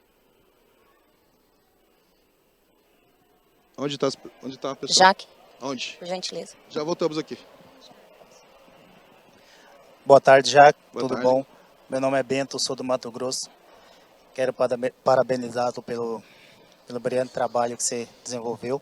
Jaque, esse foco da Laura é especificamente para crianças ou já estão estudando a possibilidade de se expandir para as demais áreas da saúde, as demais pessoas? Não, hoje atende todo mundo. Hoje atende todos os pacientes internados em hospital e todo o perfil de cidadão. Na verdade, ela nunca foi focada só para criança, né? Ela acaba tendo as pessoas fazem essa ligação direta por causa da história da Laurinha, mas ela nunca foi focada só para criança. Aliás, criança é um dos pacientes mais difíceis de ser atendido pelo robô. Criança e paciente oncológico tem uma variação de protocolos enorme, assim. Então, é o grupo de pacientes que mais ensinam a gente com inteligência artificial, porque você tem protocolos que variam em todas as comorbidades de 0 a 15 dias, de 15 dias a 3 meses, de 3 meses a 6, de 6 meses a 1 ano, e dentro disso, se você tiver determinada doença, muda várias coisas, assim. Então, a gente não consegue criar uma linha específica para pediatria. Ela acaba sendo dentro de outras coisas. Por exemplo, síndromes gripais para infantil. Não é nem pediátrico, é infantil. Então, porque a criança tem um critério diferente de risco de síndromes gripais do que o adulto. Esse tipo de coisa. Mas hoje está atendendo todo mundo. Imagina. Mais um momento. Tem mais, acho que 2 pessoas também lá do outro lado. Uhum. Jaque, Oi. eu sou uma engenheira tida como mosca branca, porque eu estou há 30 anos dentro da área da saúde. Então, me aposentei no Santa Marcelina, que sou de São Paulo, trabalhei no Hospital Alemão Oswaldo Cruz, e a tua palestra me deixou muitas dúvidas, mesmo porque inteligência artificial eu não entendo praticamente nada. Então, assim, objetivamente, a Laura parte de um parâmetro que você coletou nos vários hospitais, porque dentro do hospital a gente faz uma série de estudos, tem comissão para tudo, inclusive para efeitos adversos. Então, assim, pelo que eu entendi, você pegou todo esse parâmetro que já existe, todos esses dados. A Laura faz diagnóstico? Não. É isso, entendeu? Então vamos ser A objetivos. Laura é uma ferramenta de suporte à decisão. Então, ela é uma ferramenta de suporte. Então, na realidade, você, tirando as minhas dúvidas, tá? A Laura não faz exame, porque como você falou muito da ecografia, tal, ela não entra em diagnóstico, ela não entra em exames. Ela seria um banco de dados que vai dar uma resposta mais rápida quando houver necessidade e um alerta, é isso? Ou eu estou totalmente errada? É um processador de banco de dados. Tá, ela é um processador. Ela não é um banco de dados estático, ela é um processador. Então ela pega N bancos de dados, processa as informações baseado nesses protocolos que você comentou. Exatamente, nos protocolos, nas comissões, nos estudos de sepse, de feridas, de tudo mais que a gente faz lá dentro. Gera um alerta e o histórico desse alerta gera uma nova conduta. Tá. Essa aqui é a sequência. E não é só nos hospitais. O benchmark dos hospitais ele acaba sendo consequência disso. Ela se baseia nos protocolos internacionais. Ok. Nos protocolos internacionais. E cada hospital gera o seu protocolo. Na realidade, você também estaria apto a estar fazendo uma espécie de uma joint commission, de uma nova certificação, de uma acreditação, baseado nos indicadores que vocês já têm por conta de todo o seu caderno de anotações. Isso. É isso, entendi? Na verdade, isso já acontece, né? A gente não tem uma assinatura nossa de uma comissão de avaliação. Mas, por exemplo, os hospitais conseguem usar o resultado da Laura para poder validar a certificação do ONA 3. Que aí seriam as acreditações. Isso, eu já estou mais adiante. Eu estou na Joint, que é uma certificação americana, e agora tem as canadenses também, né? Que os hospitais, a Joint, a gente era avaliado em 1.475 indicadores. Mas eu acho que eu entendi, então. Na realidade, eu só queria deixar claro para todo mundo isso. Ela não faz diagnóstico, ela não faz exame. Ela é um banco de dados onde uma pessoa que esteja numa tomada de decisão e que ela não tenha um exame ali, ela vai ter um parâmetro já analisado por um banco de dados com referências obtidas anteriormente. Ela é um processador, né? Eu vou frisar isso de novo, é que banco de dados é uma coisa, é um data storage, é um processador. Ela é um robô justamente por processar mais de 290 motores para acessar esses bancos de dados. Então ela é um robô, é um processador de dados que faz exatamente essa sequência que você comentou. Então, entendi. Obrigada. Imagina, obrigado. Vamos lá? Por gentileza.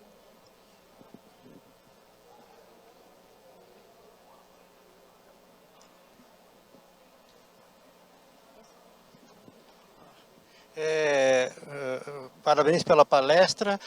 Eu entendo que o sistema de saúde do país, do Brasil, né, todo passou por um sufoco, uma grande situação agora na questão da pandemia, né, do Covid. E isso aí que você falou, essa situação, eu acho que vivi com a minha esposa, que fez um teste de Covid numa prefeitura, lá onde eu moro no norte do país, E a gente ficou esperando esse exame. A minha esposa foi internada, passou 17 dias internada, saiu da internação, graças a Deus, né? Fez até a recuperação de exame, tudo, recuperação aeróbica e tudo. E uns 2 meses depois disso, recebeu um telefonema da prefeitura dizendo que o teste de Covid que ela tinha feito foi positivo. A gente ficou sacanagem uma coisa dessa. Então eu acho que essa Laura aí caberia muito bem para esse tipo de situação. É exatamente isso que nós estamos nos propondo para as cidades, né? Não só na situação do Covid. É a gente antecipar essa informação para que o próprio cidadão esteja sabendo. Então, só para você ter uma ideia, na Prefeitura de Curitiba, foi bem interessante Curitiba, que foi assim, por causa do projeto, o prefeito Rafael Greca já conhece a gente, né? Nós somos uma startup conhecida na cidade, já ganhou vários prêmios, então não é tão desconhecido. Eu estava voltando, eu tinha ido para o RIMS em Orlando, no ano que estourou, né, a pandemia. E era, acho que dia 14 ou dia 15, e a pandemia foi decretada no dia 16 de março, né, se eu não me engano. E o meu sócio, o Hugo, ele falou assim, Jackson, volta já porque vai fechar tudo, tá? Em vias de ser decretada a pandemia, vai fechar aeroporto, aquela coisa toda. Nesse processo, eu voltando para casa, né, eu me organizando para vir, o Greca me mandou uma mensagem falando assim, Jackson, eu sou comendador na cidade de Curitiba, eu acabei recebendo a comenda, né, eu acabei recebendo o título de comendador. Então, a gente participa, né, dos processos que o prefeito chama para a gente poder ajudar. Aí ele falou, Jackson, eu preciso de ajuda, porque esse negócio vai estourar e eu não tenho nem médico, não tenho UPA, não tenho nada. Como é que a gente faz? Como que a Laura pode nos ajudar? E a gente não tinha parado para pensar nisso ainda, né? Nós não tínhamos, a gente também caiu de paraquedas na pandemia, igual todo mundo. Daí eu lembro que a gente acessou uma tecnologia que a gente já estava desenvolvendo, que era de conversação, que era colocar a inteligência artificial para poder conversar, para poder ler as informações que vinham do chatbot, por causa de outros projetos que não tinham nada a ver com a área de saúde, eram testes que a gente estava fazendo. A gente habilitou isso em 2 semanas, e nós colocamos para funcionar na cidade de Curitiba. Já nos primeiros dias que a gente colocou para colocar na cidade de Curitiba, as pessoas começaram a ter aderência a ela de uma forma muito efetiva, porque o robô dava um índice de risco. Por exemplo, teve uma empresa, a empresa do meu irmão, eu fiquei sabendo isso depois. A empresa do meu irmão começou a adotar o robô Laura para dar o atestado para as pessoas não virem trabalhar. Então o cara falava bem assim, ei, acessa o robô do irmão do Jorge, bem assim eu falava, acessa o robô do irmão do Jorge lá da prefeitura, e se o robô mandar a tela vermelha, printa para mim e manda, você pode ficar em casa. Usando o protocolo do robô. Então as próprias pessoas passaram a confiar na informação que estava dando, porque as pessoas precisavam de orientação. Você só tem que antecipar a orientação, você não precisa fazer a mágica nesse sentido. Entendeu? Então realmente o que aconteceu com a sua esposa é algo que pode ser alterado para várias outras pessoas se tiver esse tipo de tecnologia disponível, né? Boa tarde, parabéns Jackson pela iniciativa, é uma longa história e só um pequeno relato. Você começou a contar o caso da sua filha e eu já passei por um caso, ele é completamente diferente com o meu filho, graças a Deus ele está vivo, mas eu passei por um relato similar, não foi de sepsia, é outra questão, não vem ao caso, e eu consigo imaginar a sua dor. Mas para além disso, e pegando o gancho da colega ali, desculpa, meu nome é Fábio, eu sou de Brasília, e aí ela começou a comentar, eu acho que eu entendi o que a Laura faz, mas eu vou te fazer uma pergunta específica, porque como eu passei por uma situação, entre aspas, similar com o meu filho, e talvez a gente passar com essas situações com o filho seja de fato algo que nos move, né? Eu sou engenheiro, eu não sou da área de tecnologia, mas nessa minha busca, meu filho hoje tem 4 anos, e eu descobri um robô, e aí eu não sei se você conhece ele, talvez conheça, e aí fazendo um paralelo com a pergunta da colega lá, que eu acredito que ele sim faça um diagnóstico. E eu não conheço o Watson, só conheço o que saiu na mídia, mas você conhece o ADA? Nunca ouviu falar do robô ADA? Depois dá uma procurada, porque eu tenho a impressão que faz sentido ele com a Laura. Botar a Laura e o Ada para falar. Na sua palestra aqui eu baixei, eu testei ele aqui de novo, eu tenho o meu perfil e o perfil do meu filho lá, onde eu fui dando inputs e ele vai me perguntando, homem, mulher, idade, não sei, e ele vai te perguntando coisas. E são perguntas que às vezes dá loop.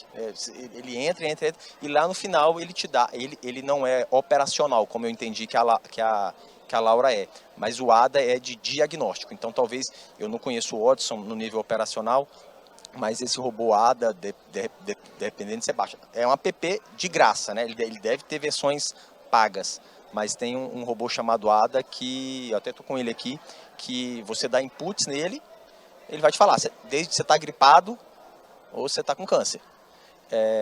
E aí eu não sei se existem versões, mas na versão de graça ele para aí e aí te remete a futuras ações. Então era só para saber se você conhecia o robô, e porque eu acho que ele é, na verdade, complementar a Laura e não concorrente da Laura. Como você falou, para robôs, e é um app que está em português. Eu de fato não sei se ele é uma iniciativa brasileira ou se é uma iniciativa do exterior. Eu na verdade assim, eu não me incomodo nem um pouco com a concorrência. Eu inclusive sou muito ansioso para que isso aconteça, porque vou ser bem sincero, me economizaria bastante trabalho nesse sentido assim. Mas, por exemplo, nós escolhemos não ser uma ferramenta de diagnóstico por uma questão de aderência ao mercado. E até porque o termo diagnóstico ele tem uma variedade muito grande, né? Ele tem uma vastidão, um layer muito grande de olhar. Por exemplo, diagnóstico de gripe talvez seja fácil de dar, mas o diagnóstico de câncer não, né? Tem sua relatividade pelo próprio contexto da coisa toda. Então, sim, entendemos, e quando eu falo isso também são dos profissionais da saúde que fazem parte desse contexto, do projeto, que diagnóstico pertence ao profissional de saúde. Porque é ele que tem um CRM de 5 milhões de dólares para poder carimbar um laudo, para poder dizer o que está acontecendo. Qualquer outra tecnologia ela tem que ser acessória para isso. O que nós temos hoje muito, e daí vem até de conceitos ingleses, por exemplo, tem uma tecnologia muito legal chamada Babylon, na Europa, que ela cujo sócio da Babylon é uma startup chamada Babylon, cujo sócio da startup é o governo britânico. E é usado no sistema de saúde para dar orientação de situação clínica da pessoa, onde ela coloca não sobre comorbidades, ela coloca sobre conduta social. Fuma, bebe, dorme, não dorme, porque a gente sabe que são as deteriorações sociais que vão levar o cara para o hospital. Se ele tiver uma comorbidade no meio do caminho, essa comorbidade vai ser intensificada por esses hábitos inadequados deles. Então, existem ferramentas que vão casando esses suportes, né, essas ferramentas, para dar não um diagnóstico, mas uma iniciativa de risco. Assim, eu acho que você pode ser hipertenso. Por quê? Porque por causa disso, mas ele não pode dar uma receita, por exemplo, para o cara por ser hipertenso. Ele vai ter que validar isso com um profissional. Então, quanto mais a gente tiver esse tipo de informação na mão do cidadão, seja ela qual for, a gente vai ter o que a gente chama do Healthcare Digital Front Door, né? Que é a deshospitalização. Eu acho que isso é uma coisa muito legal.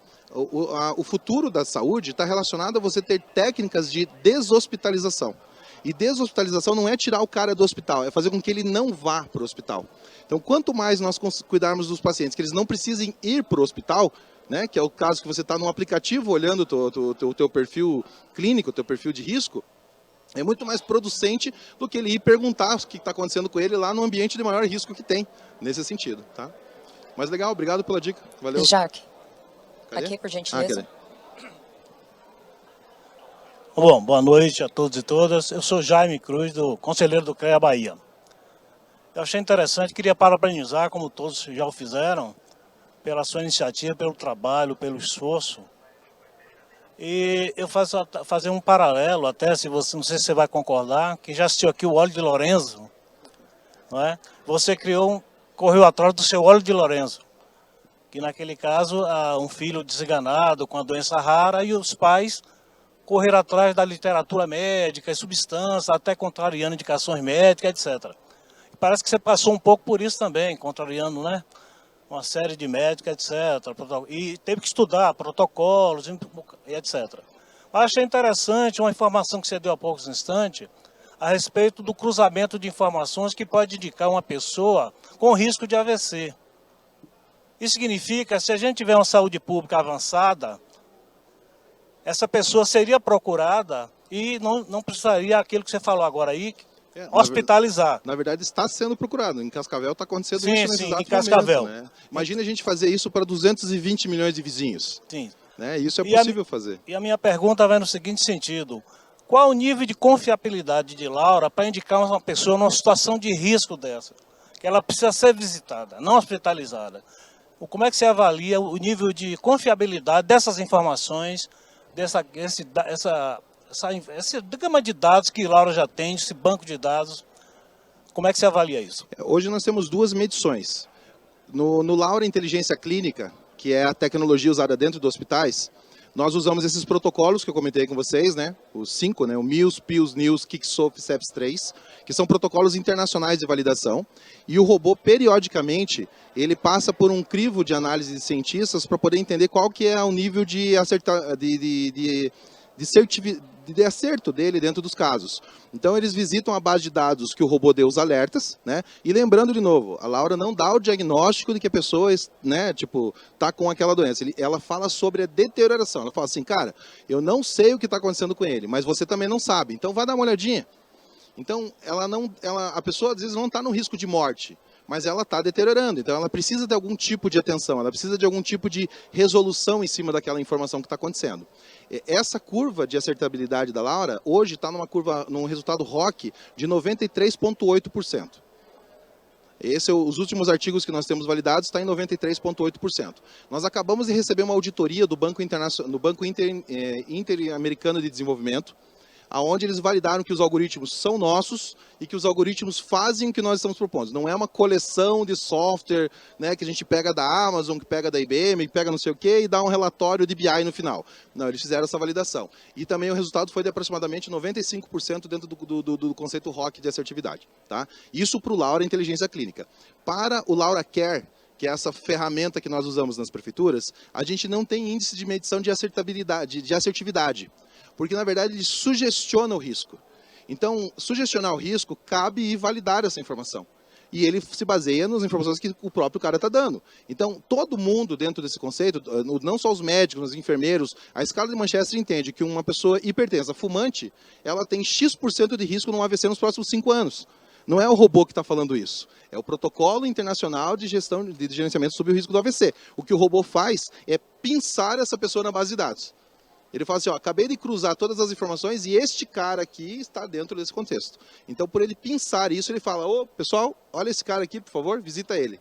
Entendeu? E daí consegue ir direto para isso. É por isso que eu falei em Cascavel, são 47 mil hipertensos, 12 mil hipertensos e diabéticos, sendo que 2.200 deles estão recebendo o approach do robô agora para poder ver como é que está a situação e solicitar que eles recebam um atendimento médico. Temos tempo? Temos tempo? Não sei, eu estou empolgadaço. Temos tempo? Fechou? Acabou ou não temos tempo? Não entendi. Encerrou. Vixe, encerrou. Mas Pessoal, vamos só mais uma pergunta então, só por último, pode ser? E daí é o seguinte, se quiserem anotar o meu contato e me procurarem nas redes sociais para a gente continuar conversando, fique à vontade, sou super disponível. Vocês podem procurar como @JacFressato, J-A-C Fressato, F-R-E-S-S-A-T-T-O. LinkedIn, Instagram, fiquem à vontade de me procurar, tá bom? Como está escrito aqui, o Jaque Fressato, só que o arroba antes, @Jaque Fressato. Tá bom?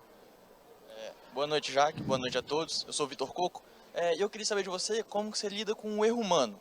Porque, no caso, respondeu aí, a Laura manda mensagem para as pessoas e ela está em casa, no caso, fumando 2 cigarros por dia, mas se ela responder que não fuma nada, como é que você trata com esse problema? Rezo. Nesse caso não tem o que fazer, a pessoa ela não quer se ajudar. Esse é o tipo de coisa que não é resolutiva. A gente tem que atender as pessoas que são resolutivas, que estão precisando do tratamento. E faz parte do tratamento aquele que está aderente ao tratamento.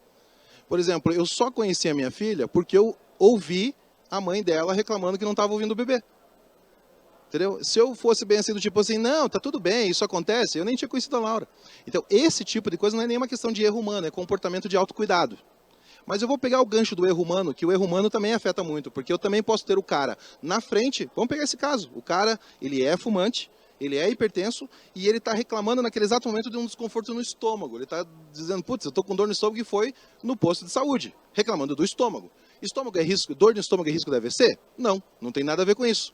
Mas o fato dele ser fumante está provocando uma dor no estômago. Só que ninguém perguntou para ele se ele fuma. Ninguém naquele momento perguntou para ele que ele fuma. E aquilo pode se caracterizar um erro humano, porque ele pode estar começando a ter um princípio de AVC, ele pode estar começando a ter um princípio de sentido, e ninguém está olhando para isso. E todo o processo do melhor diagnóstico começa com a melhor entrevista. Então, quando eu preparo aquele posto de saúde para poder fazer a pergunta certa, eu estou fazendo com que tenha um erro humano diminuindo, independente se o cara falou ou não. Que às vezes a pessoa, por incrível que pareça, a pessoa não sabe que ela está inserida num risco. Ela acha que ela está fazendo a manutenção adequada. Você precisa alertar ela nesse sentido. E a informação vem para que esse alerta surja. Não para poder botar o susto, né? Pô, cuidado que você está morrendo. Não é isso. Mas, ei, vem aqui, deixa eu te fazer uma pergunta.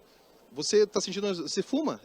Mas você é hipertenso, né? Ah, sim, eu sou hipertenso, mas não, eu fumo só um cigarro por dia, tá bom? Vamos medir tua pressão agora?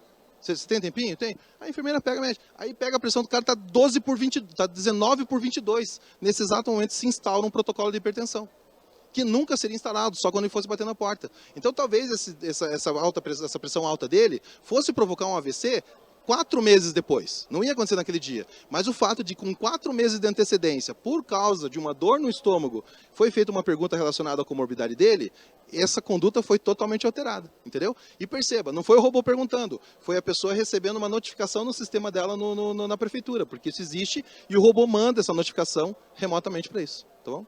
Respondi a tua pergunta? Fechou? Jaque, Cadê? muito obrigada. Foi um prazer tê-lo conosco. Uma honra, um conhecimento muito grande. Agradeço a presença de cada um de vocês aqui esta noite. Como ele diz, está acessível a qualquer tipo de pergunta e informações nas redes sociais dele. Amanhã teremos mais outro ciclo de palestra e muito obrigada. Obrigada a todos pela presença.